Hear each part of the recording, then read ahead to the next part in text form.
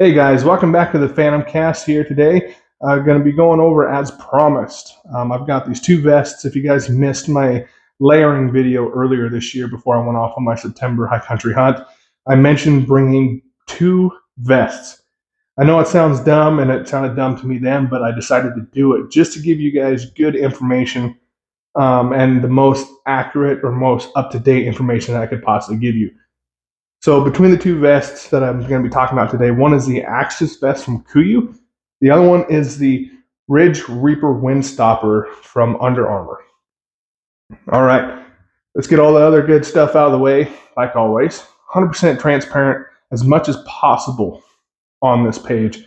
I don't want to give you guys any inclination that I'm paid for, bought, anything like that. So neither of these companies I am not sponsored by either one of them. I have not contacted and reached out to either one of them for any special pricings, coupons, or anything like that for myself. They have no idea who I am, and it's probably going to remain to be that way. So both these vests I have purchased myself. I have ran them both roughly equally the same amount of time, give or take the times that I have used them and worn them. Okay, without further ado, let's dive on into this head-to-head and see where we land here. Okay, starting off, I'm going to talk about Under Armour first.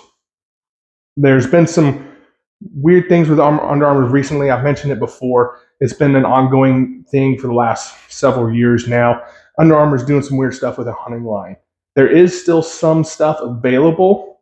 I scoured everywhere online, trying to find the availability of this vest. And unfortunately, I'm finding it on really weird, obscure websites. One of the ones that I found it to actually be in stock and maybe somewhat reliable, other than eBay, it was like eurooptics.com or something to that effect. And the only sizes I could find it in was mediums and smalls. Is that a legit website? Maybe. I don't know. It didn't seem fully legit. The pricing's correct, so it probably is, and it is running on some type of discount, which makes sense. I mean, I can't find this anywhere in any stores. I know that Under Armour sold a lot. Cabela's, Sportsman's, maybe Shields back in the day, but I have not been able to consistently find it or find reliable places. I can find it on eBay, but good luck finding the correct size, and hopefully you find a legit guy who's selling it. As I mentioned before, this is the Under Armour Ridge Reaper Windstopper. And as I talked about before, I was contemplating wearing this over the Axis Vest in my last video, my high country layering system video. And you know what? This thing performed. I started out by utilizing the Axis Vest first, just to kind of see where it stood, see kind of the warmth before it automatically go into this, So I wanted to continue to run this. But I'll tell you right now, by I want to say it was day 3, I started experiencing some inclement weather. The first night was fairly chilly, wasn't too bad. The following morning was pretty chilly. The third morning, it was kind of cold. It was windy, and I continued to wear this. But by that third evening, I was kind of like, you know what? I've been touting this guy as being warm, and does a great job. And I'll tell you what, I put it on, and it never came off. I'm gonna be honest with you guys. If you check out the mule deer hunting video I just posted, this thing never came off. I put it on, it kept me warm, it blocked the wind, it layered very well with the 240 that I was wearing, the Peloton 240 Kuiu jacket that I was wearing. This is now going to be an intricate part of my equipment. And the unfortunate thing about it, why I wanted to get all that out of the way first, is Under Armour, I don't know. I don't know what Under Armour's deal is. I mean, I could probably mention, but I don't want to get too political or dive into the weeds on that.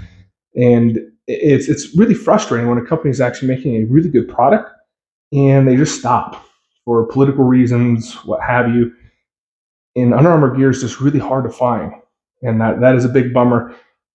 So as far as the Axis jacket goes, diving on into this guy, it's still a functional jacket. I think it does serve somewhat of a purpose, but if you're looking for something to be warm, I wouldn't recommend this guy below like your 40-degree temperature or anything like that. I would more recommend it as like a 45 plus degree type vest.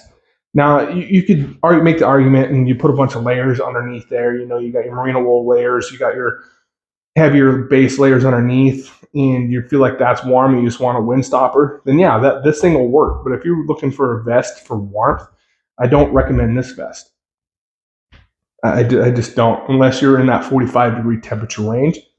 This guy knocks this one out of the park.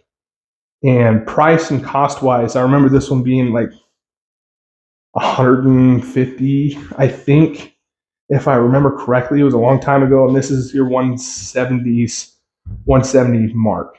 And the material between the two, the construction between the two, there's really close comparisons.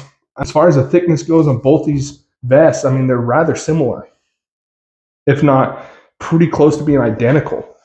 And so I hope Under Armour does something or wakes up, or somebody goes, does something where they can start making these products again, because these are really good. Now, am I telling you not to buy Kuiu product? No, I'm not telling you not to buy Kuiu product. There are other vests that are probably more, that would work better than this that they have. But the thing that I find interesting with Kuiu is they have, I don't know, 10, 12 different vests now for different things, quote unquote, when another company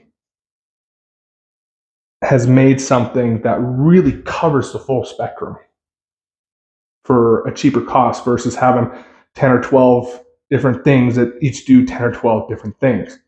And you got this guy that really does very well in the cold. It blocks the wind. It's highly water resistant.